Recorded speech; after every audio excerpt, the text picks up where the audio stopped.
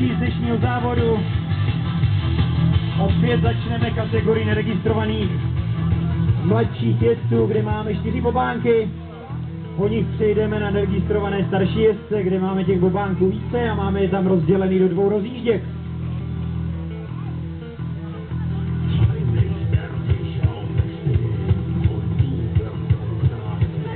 Ředitel a starter dnešního závodu Honza Gola už se šine na svou pozici, aby nám pustil čtveřicí jezdců do další jízdy.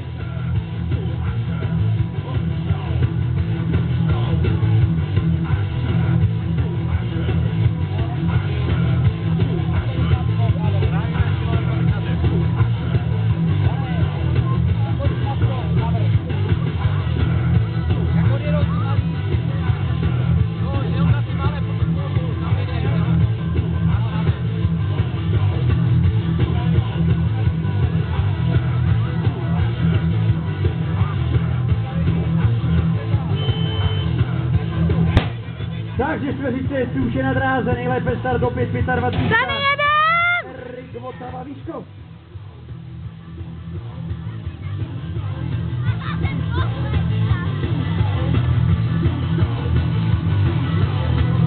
Na druhém místě 38. David Kantor Cinec.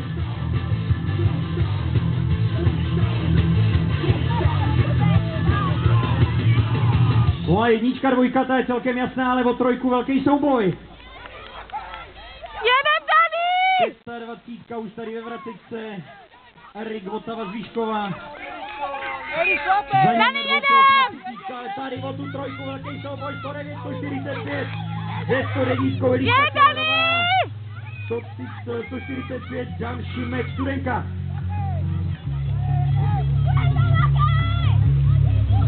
Poslední dvoják, jedeme směr cíl, pro vítězství si jede 25. Erik Votava, ale kdo bude třetí? Takže koukejte na to, ten nádherný souboj! Vidíte? Tady jedem! Jedem! A 145. 145.